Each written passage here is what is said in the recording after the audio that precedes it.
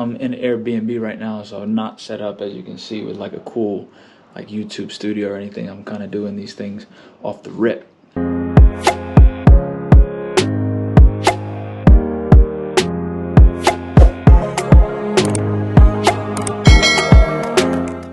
Some commentary around the football world is the big news is that Dele Alli is on his way out of Everton. Besiktas is interested and he wants to leave.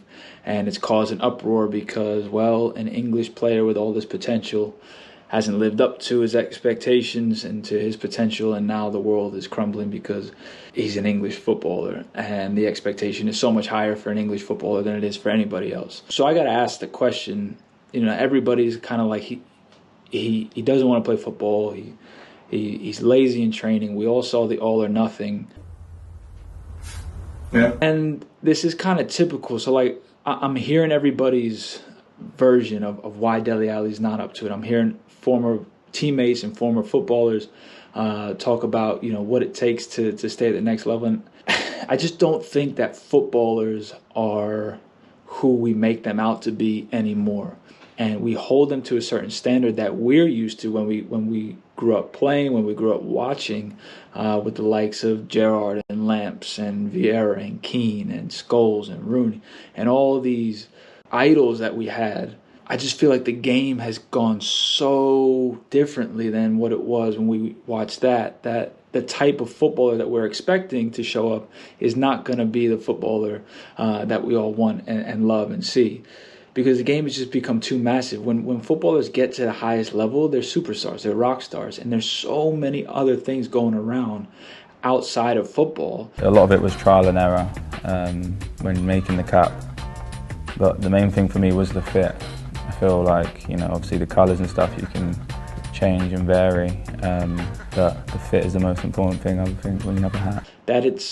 I think unfortunately the days of being just a footballer are gone. There's anomalies. There's certainly players that can continue to kind of hold that standard. But I think that we've created, especially in this last 5 to 10 years, we've created an expectation for footballers that they just can't live up to. So they're saying, you know what, I'm going to secure the bag and I'm going to move on. And I think if you had asked him, he said, I enjoy playing football and I enjoy making money. And at the end of the day, there's players that do that.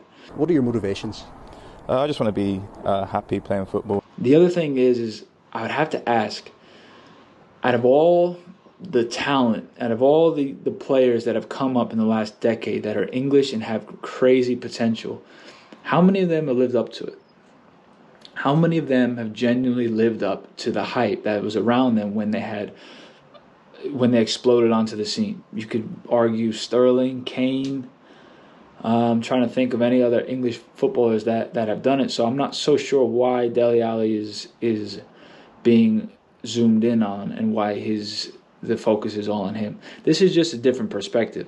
When I look at Dele Alli and I look at his performances, I genuinely see someone that is content with getting a paycheck and playing football. And at the end of the day, you got to ask him are you looking to progress? Are you looking to get to the highest level of your potential? He's not a bad footballer. His ambitions are different. And why we're making such a big stink about this, for me, is like, well, we're kind of addressing the wrong thing. And we love to do it in the media, especially in this country, in England, that I'm in right now. We love to criticize. We love to build up these players before they're even ready for it. He burst onto the scene quite young, and at the end of the day, he's still in his 20s. He's still in his 20s, and we're expecting him to be, England's savior. But I would have to ask, like I said before, how many English footballers have lived up to the potential of the demand of England? Not too many. Sadly, for footballers today, it's not just football. It's football and brand. I don't even want to say sadly, because us as a media, us as a fan base, us as spectators of the sport have created this necessity for these players to carry the weight of their nation, and they're simply human. So eventually most players are gonna come to a point where they're gonna go, do you know what? I'm not interested in being the best. I'm not interested in having to carry this weight of my nation. I proved myself at the highest level to an extent. and I've got other things that I want to continue to carry on, because a lot of people are starting to see the demands that the game takes and what the payout is long term. For most footballers, the next chapter is scary because we really need to be making a lot of money to have legs to bring us into the next thing. So players are starting to see that, and they're starting to say, even the millionaires are starting to say, I'm going to plant these seeds now because I know this game's going to end, and if I'm not going into coaching or if I'm not going into commentary, I need to set myself up. And with the way that the media puts pressure on these players, I don't blame them for saying, I'm going to play football. I'm going to do the best that I can to the best of my ability, and I'm going to focus on my brand and that identity. And honestly, can we blame them? And again, I'm taking this perspective because everyone's first initial reaction is, oh, he's lazy, another wasted talent. And these may be true, but we have to ask, what's the bigger narrative going on behind the scenes? Something must have happened for him to want to be at the highest level, playing at a very, very good level, and then just kind of teetering off. Going to Everton doesn't help anybody. I think Jordan Pickford's quite funny without trying to be funny. He's guaranteed to give you a laugh a day or something. Just a biased opinion there. Something must have happened in the bigger scheme of things. And I think that it came down to a tactical switch at Tottenham. When Eriksen was there and Dembele were there, it freed up Dele Alli to be more of a free roam player, to get in behind, to get onto the ball in between the lines. When they left, he became that guy, and that's just really not his role. So, if it's a confidence thing, football is a lot about confidence. He lacked that, and then a new manager comes in. And again, as we saw in the documentary, Jose didn't really rate him. He called him one of the worst trainers of all time. And, had that iconic talk with him, which Jose was right again, pretty bang on message he was trying to get across. And then for him to jump at an opportunity to go to Everton just kind of shows you, okay, I have the ambition, I want to play. It was a decent money move, and now Lampard doesn't really fancy him or keep him in, want him in his team. At some point, he's going to go, I don't really fancy this because the work that it's going to take for me to stay at the level that I was at is too much.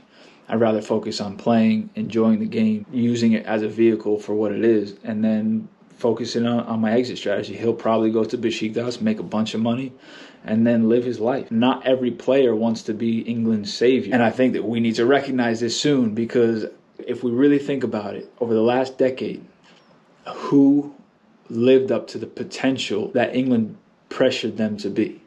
Like, who lived up to that potential? You could say Sterling. He's won some things. He's won some titles. He's won some silverware. Harry Kane's not really won much. He's done well for England. I'm really struggling to see what English footballer lived up to the potential that they once had and went all the way with it. Not just little spurts here and there, but who went all the way with it. And that creates a bigger question. Why is that happening? Well, it's not because they're not good enough. It's probably because we do this. We nitpick every single thing because they're English. How many non-English footballers have come into the league, took the league by storm maybe in the first couple seasons that they were here, and then kind of fizzled out? We don't have punditry sessions and analysis about these players. So, I think there is an unrealistic standard for English athletes and particular footballers. Just a couple of my thoughts and a way to take a different perspective look at what's going on. Dele Alli, can he turn it around? Not so sure. Does he want to turn it around? We've got to ask ourselves that question. And maybe he's content with being a footballer, making a decent amount of money, and moving on to his next chapter. What do you think? Let me know.